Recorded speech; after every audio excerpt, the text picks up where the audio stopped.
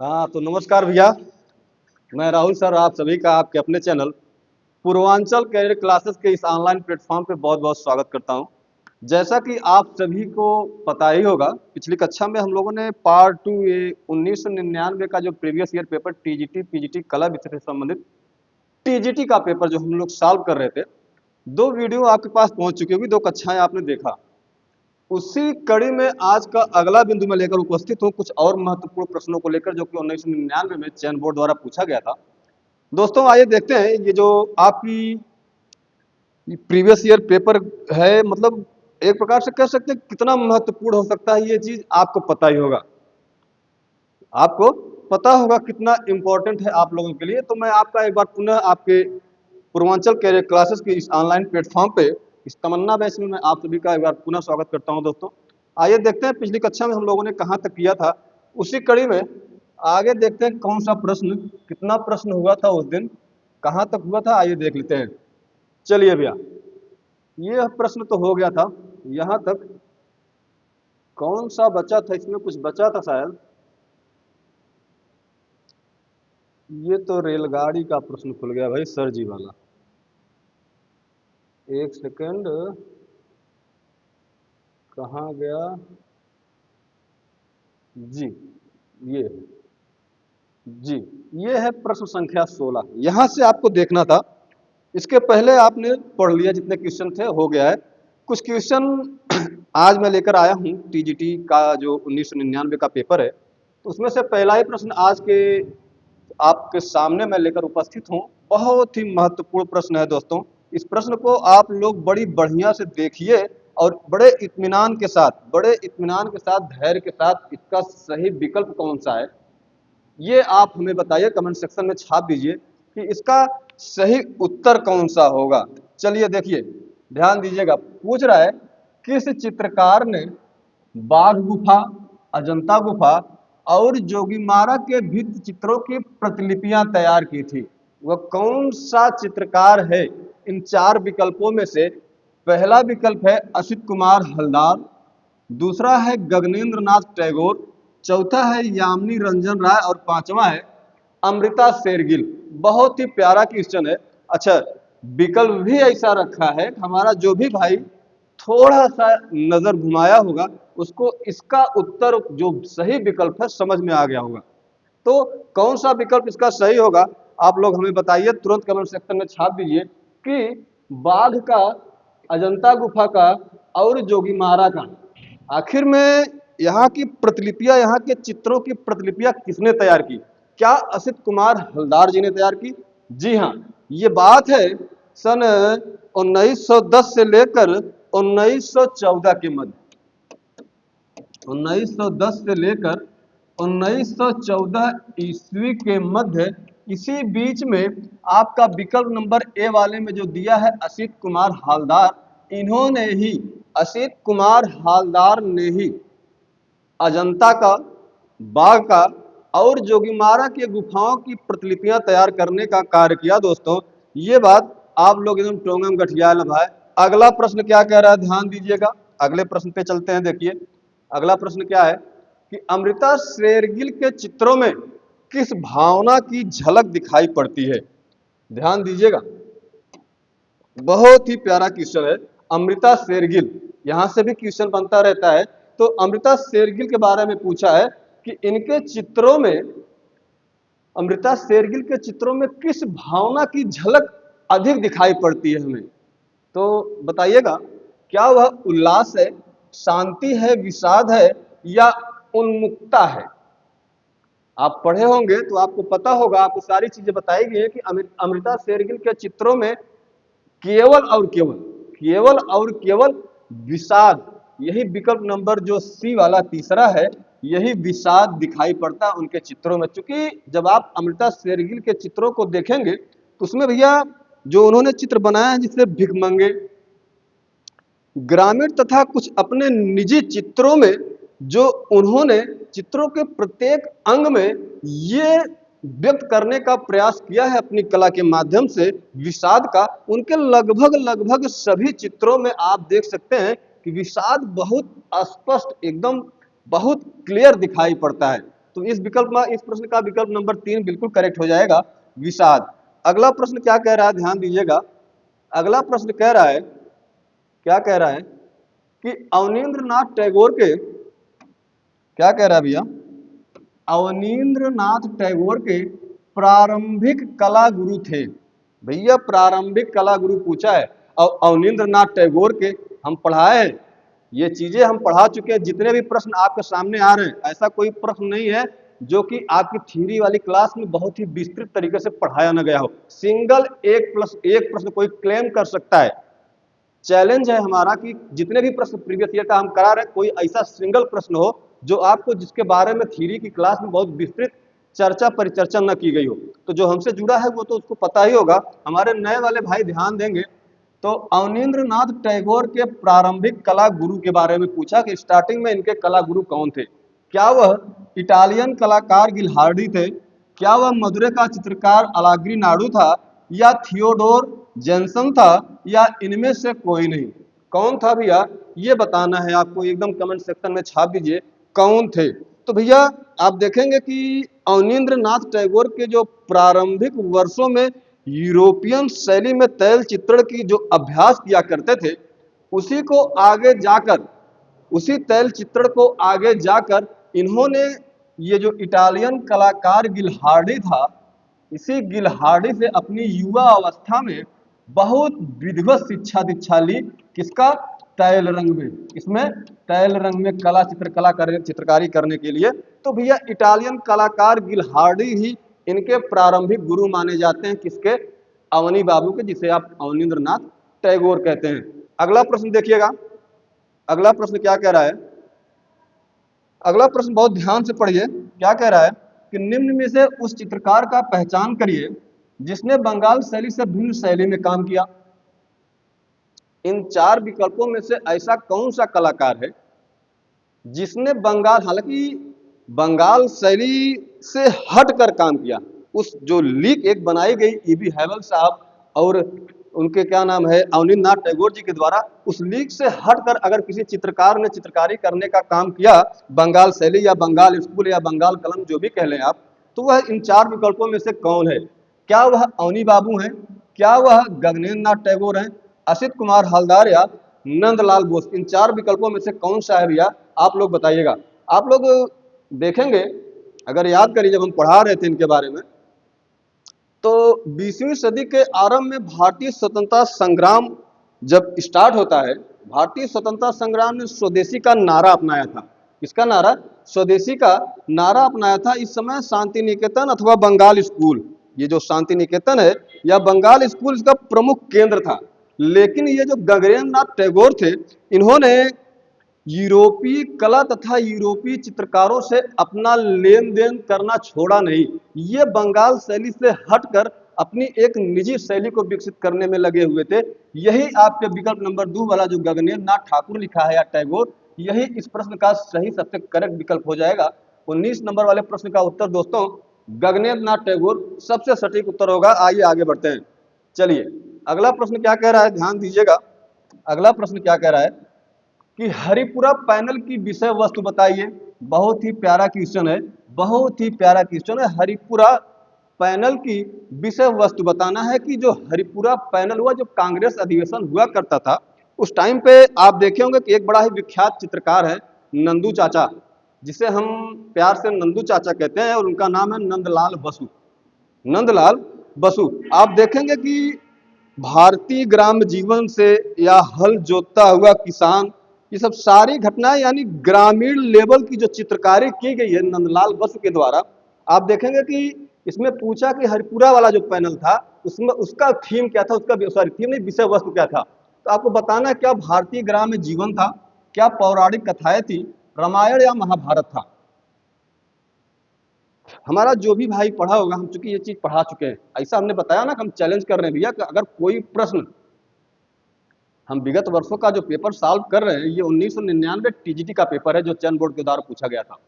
कोई सिंगल एक प्रश्न अगर ऐसा आपको दिख जाए जो हमने पढ़ाया ना हो थ्योरी वाली क्लास में, और एकदम क्लेम कर दीजिए, एकदम खुले में आपका स्वागत है। ऐसा कोई प्रश्न है ही नहीं है जो बहुत विस्तृत तरीके से आपको पढ़ाया ना गया हो। तो दोस्तों बताइएगा हरिपुरा पैनल की विषय वस्तु क्या थी। तो यही विकल्प नंबर ए बिल्कुल आपका करेक्ट हो जाएगा, पहला ही भारतीय ग्राम जीवन। अगर इसके बारे में हम थोड़ा सा याद दिलाएं आपको, तो आपको याद ही होगा कि हरिपुरा में भारतीय कांग्रेस के जो अधिवेशन में पंडाल की कलात्मक सज्जा हुई थी, उसमें नंदलाल बसु ने क्या किया था कि जो ग्रामीण जीवन से संबंधित दृश्य था उसको उस हरिपुरा पैनल में चित्रित करने का काम किया था। तो हरिपुरा पैनल में जो चित्रकारी की गई नंदलाल बोस के द्वारा, उसका विषय वस्तु था हल जोतता हुआ किसान या ग्राम्य जीवन पर आधारित चित्रकारी या दृश्य हुआ था। तो हल जोतता हुआ किसान इस विकल्प में तो है नहीं, लेकिन भारतीय ग्राम जीवन ये जो पहला विकल्प है यही बिल्कुल करेक्ट हो जाएगा इस प्रश्न के लिए। आइए आगे बढ़ते हैं। अगला प्रश्न क्या कह रहा है? अगला प्रश्न कह रहा है, ध्यान से पढ़िएगा और इसका उत्तर एकदम कमेंट सेक्शन में हमारे भाई छाप देंगे। किसी भी प्रकार की कोई समस्या है वह भी लिख सकते हैं। कह रहा है कि शिल्प कथा व रूपावली पुस्तकों के रचयिता का नाम बताइए। हमने केवल एक क्लास ली थी 25 मिनट की स्टार्टिंग में, उसमें जितनी भी कृतियां हैं, जितनी भी कृतियों के रचनाकार हैं, एक ही क्लास में सबको समेट दिया था। कोई प्रश्न ऐसा नहीं आ सकता, कोई प्रश्न ऐसा है या नहीं है जो आ जाए और वहां पर हमने बताया ना हो आपको। ये कक्षाएं आप देखेंगे, पुरानी कक्षाएं जो थ्योरी की हैं, उसमें हमने स्पष्ट एकदम लिखाया हुआ है और बताया हुआ है आपको कि ये जो नंदू चाचा हैं आपके, नंदलाल बोस, इन्हीं की कृति है ये शिल्प कथा और रूपावली। ये दोनों किसकी कृति है प्यारे भैया? ये आपके नंदू चाचा है, जिसे आप नंदलाल बोस या नंदलाल बसु के नाम से जानते हैं। आइए अगला क्वेश्चन देखते हैं। अगला क्वेश्चन क्या कह रहा है? अगले क्वेश्चन की तरफ बढ़िए। देखिए, कह रहा है कि ये जो शांति निकेतन है, शांति निकेतन में माफ करिएगा, कला भवन की स्थापना किस वर्ष हुई थी? एकदम कमेंट सेक्शन में छाप दीजिए भैया कि शांति निकेतन में कला भवन की, ये म बन गया, ये भ होना चाहिए यहाँ पे, कला भवन, हाँ, कला भवन की स्थापना किस वर्ष हुई थी? क्या 1901 में हुई थी, 1919 में, 1922 में या 1948 में? कब हुई थी क्या शांति निकेतन में कला भवन की स्थापना? तो आपको याद होगा कला भवन की स्थापना शांति निकेतन में 1999 में, यानी कब हुई थी? आपका विकल्प नंबर 2 बिल्कुल करेक्ट हो जाएगा। दूसरा वाला विकल्प इस प्रश्न के लिए एकदम करेक्ट है। हालांकि औपचारिक रूप से स्थापना कला भवन की शांति निकेतन में सन 1919 में हो जाती है। अच्छा, एक चीज ये ध्यान दीजिएगा कि कलकत्ता में जो कला शांति निकेतन है और शांति निकेतन की स्थापना जो कला भवन में हुई है, उसमें स्थापना में, उसके योगदान में, उसके फाउंडर के रूप में आप हमें कम से कम मुख्यतः 2 नाम कमेंट सेक्शन में छाप के बताइएगा। ये आपके लिए हम छोड़ के जा रहे हैं, जरूर बताइएगा। तो इस वाले प्रश्न का उत्तर भैया बिल्कुल आपका दूसरा वाला विकल्प एकदम करेक्ट हो जाएगा। ध्यान दीजिएगा। अगला प्रश्न क्या कह रहा है, ध्यान दीजिए। अगला प्रश्न, अच्छा यहीं तक था, आइए अगली फाइल में देखते हैं। थोड़ा सा कुछ प्रश्न और आपका रह गया है। एक सेकंड, हम थोड़ा चेंज कर लें इसको।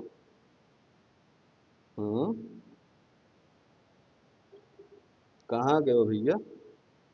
ध्यान दीजिएगा, एक सेकंड। चलिए,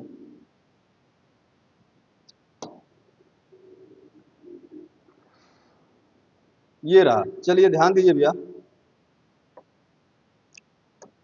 क्या कह रहा है कि ईसा के जीवन पर आधारित चित्र किस कलाकार ने बनाया है? ईसा के जीवन पर आधारित चित्र किस कलाकार ने बनाया है? एक बड़ा ही प्यारा नाम है, हमने कल भी बताया था। अगर लोक कला से संबंधित किसी का नाम पूछ लिया जाए, किसी कलाकार का नाम पूछ लिया जाए, लोक कला से संबंधित और ईसा के जीवन से संबंधित, ईसा के जीवन पर अगर किसी ने मुरक्का बनाया, मुरक्का अर्थात एल्बम आप कह सकते हो, एल्बम कहा जाता है मुरक्का को, तो किसी अगर ने बनाया था तो उसका यही नाम है भैया, यामिनी रंजन राय। विकल्प नंबर तीसरा बिल्कुल करेक्ट हो जाएगा, यामिनी रंजन राय। इन्होंने लोक कला पे आधारित बहुत सारी चित्रकारी की। लोक कला के साथ साथ ईसा के जीवन पर भी इन्होंने कई चित्र बनाए। तो इस प्रश्न का तीसरा विकल्प बिल्कुल करेक्ट हो जाएगा, ईसा के जीवन पर आधारित चित्र यामिनी रंजन राय ने बनाया था। दोस्तों विकल्प नंबर 3 बिल्कुल करेक्ट हो जाएगा। आगे बढ़िएगा, आगे बढ़िएगा। बहुत प्यारा प्यारा क्वेश्चन, चूंकि ये विगत वर्षों का पेपर है, सन 1999 का टीजीटी का।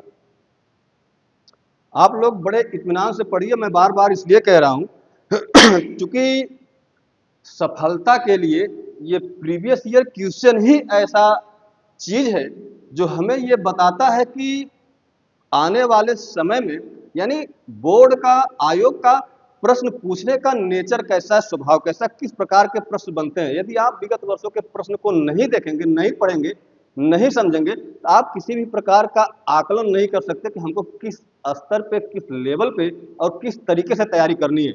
ये विगत वर्षों के प्रश्न ही हमें बताते हैं कि प्रश्न किस तरीके से बनते हैं। तो दोस्तों देखिएगा, ये प्रश्न क्या कह रहा है। मोने, एक मिनट चलिए, मोने के किस चित्र के आधार पर प्रभाववाद का नाम पड़ा। प्रभाववाद का नाम मोने के किस चित्र के आधार पर पड़ा। ये मोने अर्थात पूरा नाम इनका है क्लॉद मोने। तो किस चित्र के आधार पर प्रभाववाद का नाम पड़ा। क्या घास के ढेर पर, क्या रूओं के गिरजाघर पर, क्या सूर्योदय का प्रभाव नाम का जो चित्र था, या जीवनी के चिनार वृक्ष पे। भैया इन चारों विकल्पों में से कौन सा विकल्प एकदम करेक्ट है, आप लोग बताना है, कमेंट सेक्शन में छाप दीजिए। चलिए देखते हैं कि क्लॉद मोने के किस चित्र के आधार पर प्रभाववाद का नाम पड़ा। विकल्प नंबर जो तीसरा है सूर्योदय का प्रभाव। यही जो सूर्योदय का प्रभाव नामक कृति है, इसी के आधार पर क्लॉद मोने के जो प्रभाव, जो चित्र है सूर्योदय का प्रभाव, इसी के आधार पर प्रभाववाद का नाम पड़ा। किसके आधार पर, इसी सूर्योदय के प्रभाव पे। चलिए भैया अगला प्रश्न क्या कह रहा है, देखिएगा ध्यान से। अगला प्रश्न क्या कह रहा है कि निम्न चित्रकारों में से अति यथार्थवाद से प्रभावित है कौन है। बताना है आपको कि ये जो नीचे चित्रकार के नाम दिए गए हैं चार, इनमें से कौन सा है जो अति यथार्थवाद से पूर्णतः प्रभावित है। बताइएगा भैया, क्या वह स्वामीनाथन है, क्या वह विकास भट्टाचार्य है, क्या वह के.एस. कुलकर्णी है, या एम.एफ. हुसैन है। तो कौन है चारों विकल्पों में से बताइएगा। चलिए, तो जो अति यथार्थवाद से प्रभावित चित्रकार है उसका नाम भैया यही विकल्प नंबर 2 वाला बिल्कुल करेक्ट हो जाएगा, विकास भट्टाचार्य। कौन है, विकास भट्टाचार्य ही हैं जिनपे एक ऐसे चित्रकार थे जिन्होंने एकदम जो पूर्णतः अति यथार्थवादी से प्रभावित थे। कौन, विकास भट्टाचार्य। अगला प्रश्न क्या कह रहा है भैया, देखिएगा कि भारतीय कलाकारों में क्या है कि भारतीय कलाकारों में किस पर प्रभाववाद का प्रभाव है। भाई प्रभाववाद का, हालांकि ये कक्षाएं अभी हम लोग पढ़े नहीं है, अभी यूरोपियन कला जो है हम लास्ट में देखेंगे, ज़्यादा से ज़्यादा 4 से 5 कक्षा में सारी चीज़ें खत्म हो जाएंगी, बहुत ज़्यादा है नहीं। अच्छा ऐसा भी नहीं सिलेबस में तो है ही नहीं, ये सारे प्रश्न ये हमारे सिलेबस में ये बिंदु है ही नहीं, लेकिन फिर भी हर बार कम से कम 4 या 5 क्वेश्चन यहाँ से पूछ ही लिया जाता है। तो यूरोपियन चित्रकला से भैया उसको हम लास्ट में देख लेंगे। तो आइए देखते हैं कि भारतीय कलाकारों में किस पर प्रभाववाद का प्रभाव पड़ा। तो भैया कौन है, क्या वह रवि वर्मा है, क्या राम किंकर बैज हैं, क्या रणवीर सिंह बिष्ट हैं, या रविंद्रनाथ टैगोर हैं। कौन है भैया बताइएगा, एकदम इत्मीनान से इसका उत्तर आपको बताना है। इसका विकल्प नंबर जो है आपका तीसरा बिल्कुल करेक्ट हो जाएगा, रणवीर सिंह बिष्ट। यही है भैया जो पूर्णतः प्रभावित है प्रभाववाद से। यही एक भारतीय कलाकार ऐसे हैं जो प्रभाववाद से पूर्णतः प्रभावित हैं, इन पर बहुत ज्यादा प्रभाव पड़ा। आगे बढ़िएगा, प्रश्न संख्या अगला कह रहा है, क्या कह रहा है ध्यान दीजिएगा कि प्रोग्रेसिव आर्टिस्ट ग्रुप के कलाकार हैं। इन 3 विकल्पों में से आपको बताना है कि प्रोग्रेसिव आर्टिस्ट ग्रुप के कलाकार कौन है। वही जो पैग हमने बताया था, एक छोटी सी रील भी बनाई थी इस पे कि पैग, जिसे आप शॉर्ट फॉर्म में पैग कहते हो, इसका पूरा नाम है प्रोग्रेसिव आर्टिस्ट ग्रुप। इसके कलाकार कौन हैं इन चारों में से, वही आपको बताना है। क्या तैयब मेहता हैं, क्या के हैबर हैं, या गुलाम शेख हैं, या गाय तोंडे हैं। जी हाँ बिल्कुल, ये चौथा विकल्प आपका बिल्कुल करेक्ट हो जाएगा, यही गाय तोंडे महाराज, यही है कलकत्ता जो प्रोग्रेसिव आर्टिस्ट ग्रुप है। इसके कलाकार, हालांकि उसमें कई कलाकार हैं इस पैक ग्रुप में, उसमें आप देखेंगे कि ओसी गांगुली हैं, हरिअम्बा दास हैं, फ्रांसिस न्यूटन सुजा भी इसी में आते हैं, इसी में सदानंद वाकरे भी आते हैं, के.एच. आरा आते हैं, आपके एम.एफ. हुसैन साहब इसी में आते हैं। ये सारे के सारे कलाकार इसी पैक यानी प्रोग्रेसिव आर्टिस्ट ग्रुप के ही कलाकार हैं। लेकिन ये जो तैयब मेहता है, हैबर साहब हैं, गुलाम शेख हैं, ये इस पैक ग्रुप के अंतर्गत नहीं आते। इसमें केवल और केवल इस विकल्प में आता है आपका गायतोंडे महाराज। यही विकल्प नंबर 4 बिल्कुल आपका करेक्ट हो जाएगा। अगला प्रश्न है, देखिएगा कि प्रोग्रेसिव आर्टिस्ट ग्रुप की स्थापना कब हुई। देखिए पैगवे से 2 क्वेश्चन 1999 वाले पूछा है, प्रोग्रेसिव आर्टिस्ट ग्रुप से ही केवल 2 क्वेश्चन पूछ लिया है, उसमें से कौन कौन कलाकार हैं, और दूसरा पूछ लिया है कि इस पैग यानी प्रोग्रेसिव आर्टिस्ट ग्रुप की स्थापना कब हुई। तो स्थापना कब हुई थी भैया, 1948 में हुई थी। ये विकल्प नंबर 2 वाला जो दूसरा विकल्प है आपका वह बिल्कुल करेक्ट हो जाएगा। ध्यान दीजिएगा, विकल्प नंबर 2 1948। तो दोस्तों उम्मीद करता हूं कि सारी बातें आपको समझ में आ रही होगी। आज के लिए इतना ही रखते हैं, फिर अगली क्लास में लेकर उपस्थित होंगे। तब तक के लिए पढ़ते रहिए, व्यस्त रहिए, मस्त रहिए। नमस्कार, आदाब।